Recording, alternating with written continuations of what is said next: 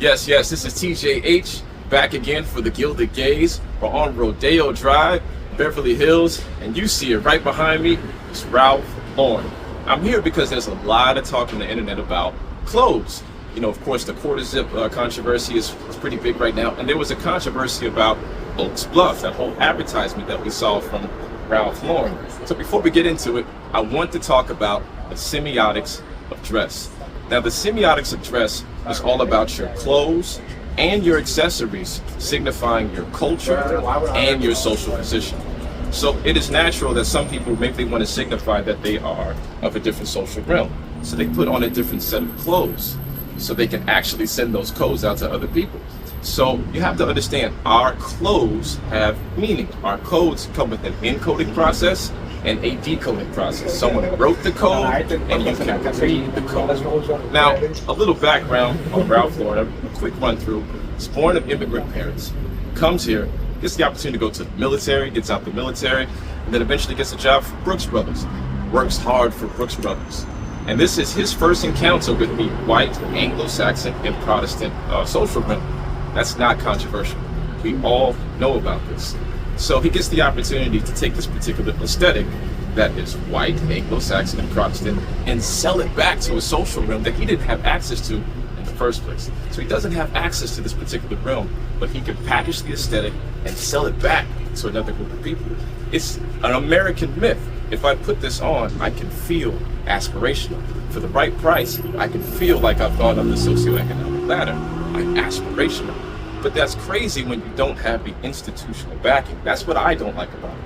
I can put the codes on my body, but you know, I've had numerous situations. I'm from the state of Florida, where I've had the cops called on me just for doing my job. I'm in a well-to-do neighborhood flying my drone, or I'm in a well-to-do neighborhood canvassing, and I'm seen, and someone calls the cops. Like, you need the opportunity to have not only the image that you're trying to portray, but you also need the structural and the institutional backing.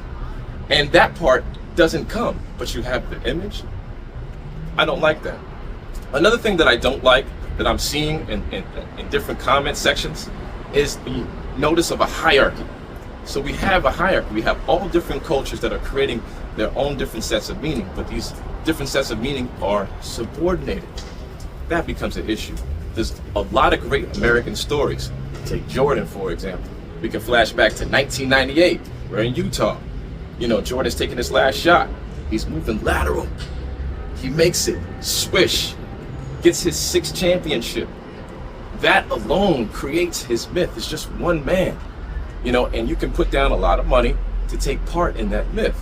There's a lot of different great American stories, and they all should be side by side.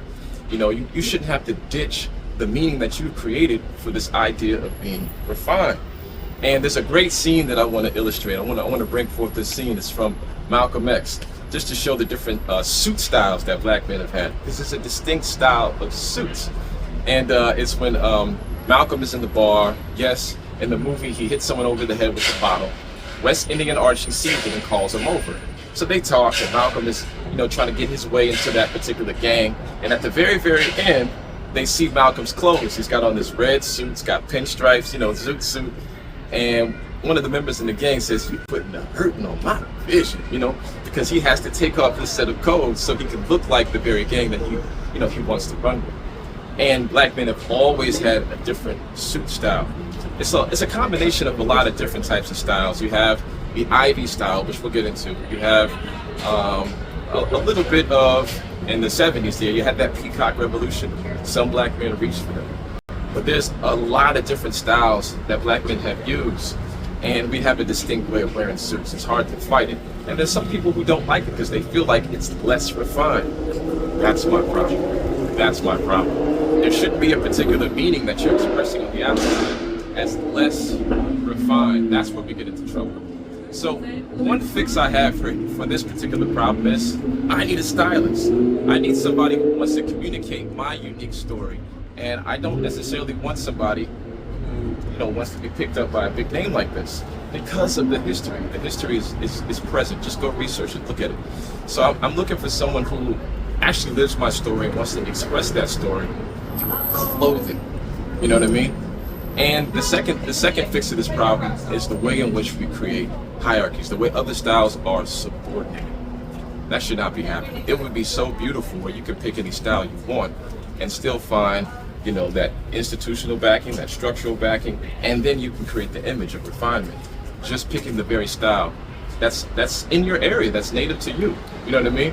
And the lyric popping in my head is Biggie, man. Stink pink gators, my Detroit players, Thames to my hooligans in Brooklyn. Just imagine, the meaning that you create is enough to thrive, and you have institutional backing. So that's where we're at right now on the Gilded Gaze. My name is TJ Henderson. You can call me TJH. Thank you for watching, and please keep it locked.